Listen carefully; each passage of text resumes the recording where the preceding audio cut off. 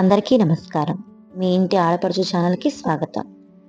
ఈ దసరా నవరాత్రులు ప్రతిరోజు అమ్మవారిని వివిధ రూపాలలో అలంకరించి వివిధ రకాల నైవేద్యాలు సమర్పిస్తారు. దసరా నవరాత్రుల మొదటి రోజు అలంకారంలో శ్రీ బాలా త్రిపురా సుందరి అమ్మవారికి నైవేద్యంగా కట్టె పొంగల్ని ఎలా తయారు చేసుకోవాలో చూద్దామా? ముందుగా ఒక గిన్నె తీసుకొని అందులో 1 కప్పు బియ్యం వేసుకోవాలి. అదే కప్పుతో 1.5 కప్పు పెసరపప్పును కూడా వేసుకోవాలి. బియ్యం పెసరపప్పుని నీళ్లు పోసుకొని 1కి 2 సార్లు శుభ్రంగా కడుక్కోవాలి. ఏ కప్పుతో బియ్యం పెసరపప్పు వేసుకున్నామో అదే కప్పుతో 1 కప్పు బియ్యానికి 4 కప్పుల చొప్పున నీళ్లు పోసుకోవాలి. బియ్యం పెసరపప్పు కలిపి 2.5 కప్పులు అయ్యాయి కాబట్టి నీళ్లు 10 కప్పుల వరకు పోసుకోవాలి.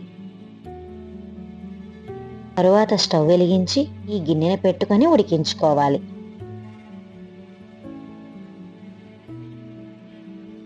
ఇలా మధ్య మధ్యలో కలుపుకుంటూ ఉడికించుకోవాలి. చూసారు కదండి, చాలా వరకు ఉడికింది. ఇంకొంతసేపు ఉడికించుకుంటే సరిపోతుంది. ఇది ఉడికేలోగా ఒక చిన్న రోలు తీసుకొని అందులో కొంచెం అల్లం, 1 స్పూన్ మిరియాలు, 1 స్పూన్ జీలకర్ర వేసి పచ్చాగా దంచుకోవాలి. ఇలా దంచుకుంటే సరిపోతుంది. ఒకసారి బియ్యం పెసరపప్పు ఉడికిందో లేదో చూద్దామా? చూసారు కదండి, ఇలా మెత్తగా ఉడికించుకుంటే సరిపోతుంది. తరువాత ఇందులో తగినంత ఉప్పు వేసుకొని ఒకసారి కలుపుకొని పక్కన పెట్టుకోవాలి. అదే స్టవ్ మీద ఒక కడాయి పెట్టుకొని అందులో నెయ్యి వేసుకోవాలి.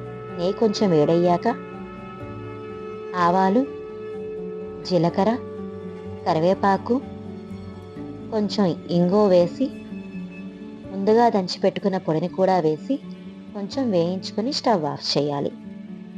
ముందుగా ఉడికించి పెట్టుకున్న ఈ కట్టె పొంగలిలో ఈ పోపును వేసి కలుపుకోవాలి. అంతే అండి, ఈ కట్టె పొంగల్ని చాలా సులువుగా చేసుకోవచ్చు. మీరు కూడా దసరా నవరాత్రులలో మొదటి రోజు అమ్మవారు శ్రీ బాలా త్రిపురా సుందరి అమ్మవారికి ఈ కట్టె పొంగలిని నైవేద్యంగా సమర్పించండి.